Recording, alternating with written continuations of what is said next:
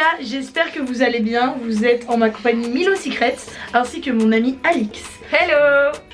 On va vous raconter les histoires des plus touchy ou moins touchy, ou à l'inverse, on verra comment on va faire. Mais c'est Alix qui commence. Alors, pour que vous évitiez de recommencer les mêmes erreurs que moi, parce que moi j'accumule les ex toxiques un petit peu, je vais vous expliquer comment on va les reconnaître. D'abord, j'ai eu un premier ex toxique, on peut dire que c'est toxique même si c'était juste pas vraiment toxique. Enfin genre c'est un ex pas toxique mais c'était une mauvaise relation quoi. Bah, ok, il y a le toxique, genre c'est un radin et c'est un casanier. Donc ça c'était ma première relation. Et donc celui-là c'est le genre de mec qui veut jamais sortir de chez lui, qui veut jamais dépenser un sou. Quand c'est ton anniversaire, bizarrement vous êtes en embrouille, donc il y a pas de cadeau hein. Et après vous vous réconciliez mais c'est plus ton anniversaire. Donc c'est pas vraiment un ex toxique, donc il va pas te faire du mal, mais il va pas vraiment te tirer vers le haut. Donc ça, poubelle. Après, j'ai mal appris de mes erreurs parce qu'après je suis été encore crescendo. Donc mon deuxième ex toxique, c'est genre, lui c'était vraiment, on est monté d'un cran. Genre c'était le mec voleur, mec à meuf, mytho, genre tout ce que tu veux, genre. Donc Luc, tu connais pas? Elle est pas au courant, apparemment, t'es sûr que je t'avais pas raconté? Je me filme pas. Ah ouais? Ok, alors, tu te rappelles, je t'avais dit, non je t'avais pas dit. Alors en fait c'est un mec que j'avais rencontré dans des cours, après les cours, enfin genre des cours extrascolaires genre. Et genre je l'avais revu, enfin on se parlait pas quoi, mais je l'avais vu, je voyais à quoi il ressemblait de tête tu vois. Et du coup une fois on s'est revu dehors et on s'est reconnus. Donc on s'est changé de numéro et on s'est dit vas-y on se revoit et tout. Jusque là tout va bien. On s'est revus, ça se passait bien, donc au final on a enchaîné les dates et c'était un peu comme une relation. Moi personnellement j'avais l'impression que c'était une relation sérieuse, alors que lui je pense qu'il passait juste le temps. Donc déjà c'est le mec, premier mauvais point, c'est le mec à chaque fois qu'on devait se voir, il te fait attendre genre 45 minutes. Il est jamais à l'heure et tout, t'es là t'attends, relou de ouf, je sais pas si ça t'est déjà arrivé. Ouais. Ah bref, tu dois attendre et tout, normalement c'est nous les meufs on doit se faire attendre, on est d'accord, genre c'est pas nous qui attendons le mec. Et puis une fois, déjà c'est le mec plus âgé de ouf. Moi j'avais quel âge? Je crois que j'avais 24 ans, lui il avait 31 ans. Donc si la différence d'âge, mais après ça veut rien dire. Mais bon quand t'es pas encore voilà. Combien? 24, il avait 31, moi j'avais 24. Ça fait 7 ans d'écart. En vrai moi je pense que la différence d'âge c'est pas très grave. À partir du moment où t'es genre vraiment mature dans ta tête. Oui mais du coup là non. C'est ce que là j'étais pas mature dans ma tête, tu vois, j'étais non mais pas toi, mais lui 31 ans frérot, arrive à l'heure à un moment donné. Ouais, grave. Auto. Bah ouais c'est ça. Et puis lui en fait au final, je me rappelle une fois j'avais laissé ma carte bleue dans sa voiture. Et puis ce jour là comme par hasard c'était le dernier jour où je le voyais parce que je m'étais dit, avant ça on avait passé une journée ensemble et c'est le mec qui peut pas s'empêcher de draguer les serveuses, les barman, les meufs à côté. Je me rappelle on était partis au resto, il y avait une meuf à côté de nous qui mangeait avec sa copine et la tête de ma mère qu'il a passé tout le resto à parler avec la meuf à côté.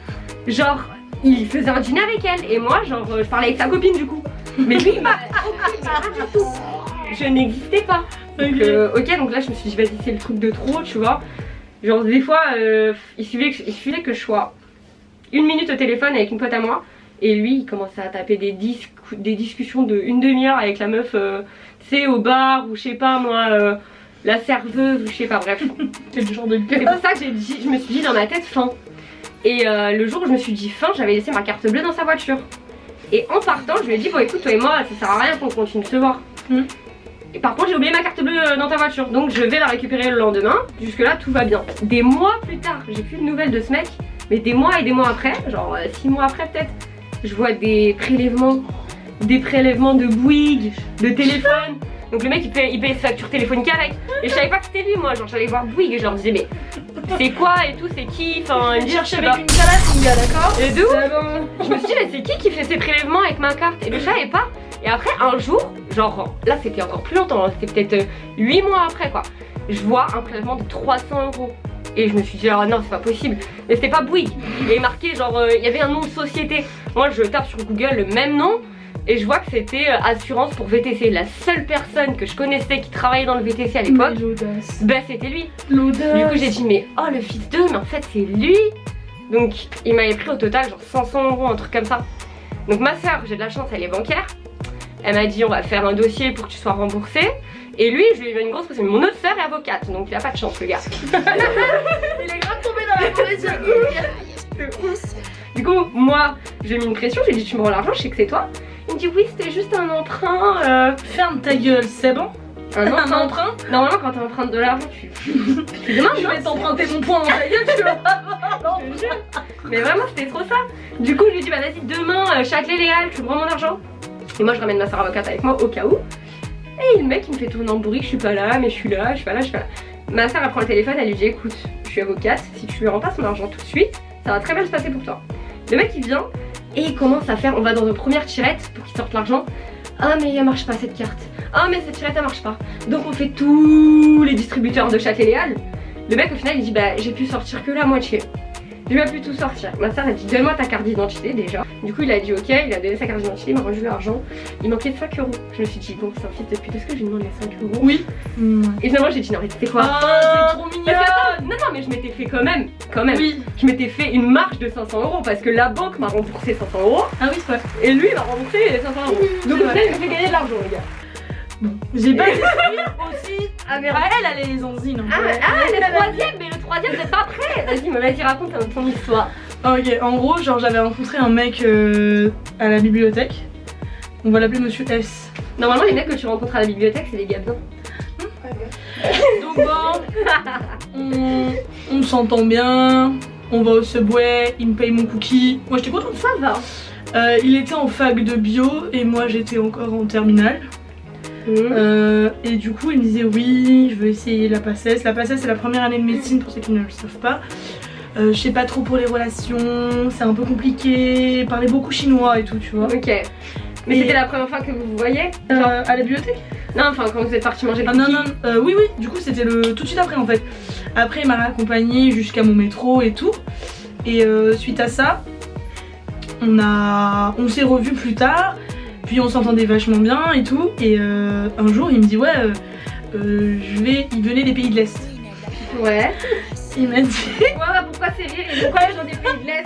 Attends, il m'a dit je vais dans mon pays et tout. Et genre, déjà là, je devais sentir la patate arriver. Rentrer chez lui genre? Oui, il devait faire des vacances là-bas. Ah. Déjà, franchement, le pays, bon, je vais pas le citer, mais tu vas pas faire des vacances là-bas. C'est où? Du coup, il m'a dit ouais, là-bas dans mon pays, il y a beaucoup de gens qui se font tuer sans rien, sans aucune raison et tout. Et du coup, moi, je lui ai juste dit bah fais attention à toi, on se revoit dans un mois. Ouais. Un mois plus tard, j'essaie de le recontacter, rien du tout. Un mois et demi, je le recontacte, rien du tout.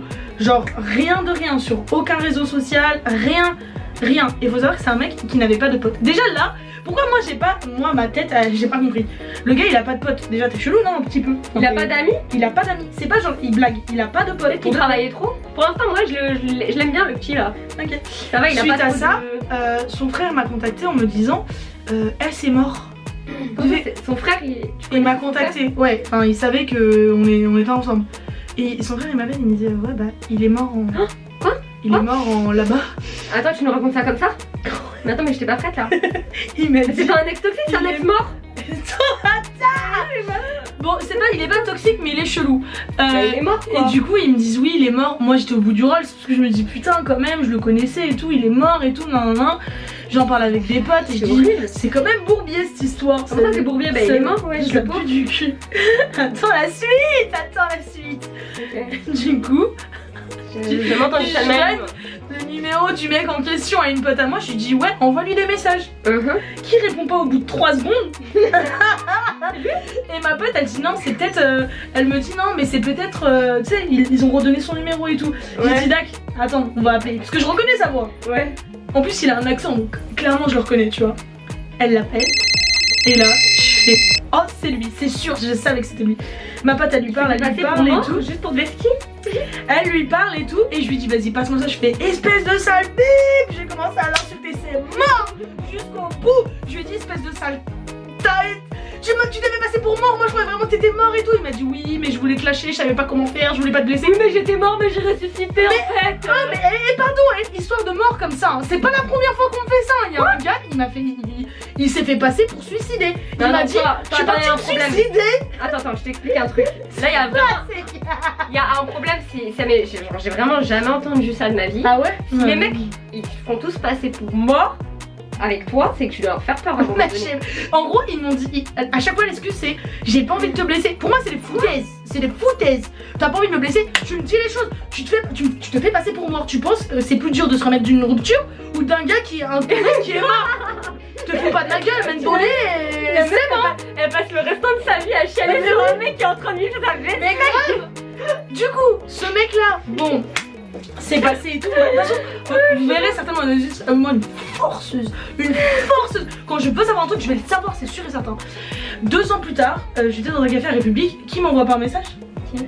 Bah le mort. Bah le soi-disant mort. Ouais. Donc bon, à ce moment-là, je savais qu'il était pas mort, sachant que faut savoir que après que bah voilà c'était fini et tout, je savais qu'il était pas mort et tout. Pendant 1 an, sa meuf m'envoyait des messages en me disant ouais t'es trop moche, t'es ceci, t'es ça.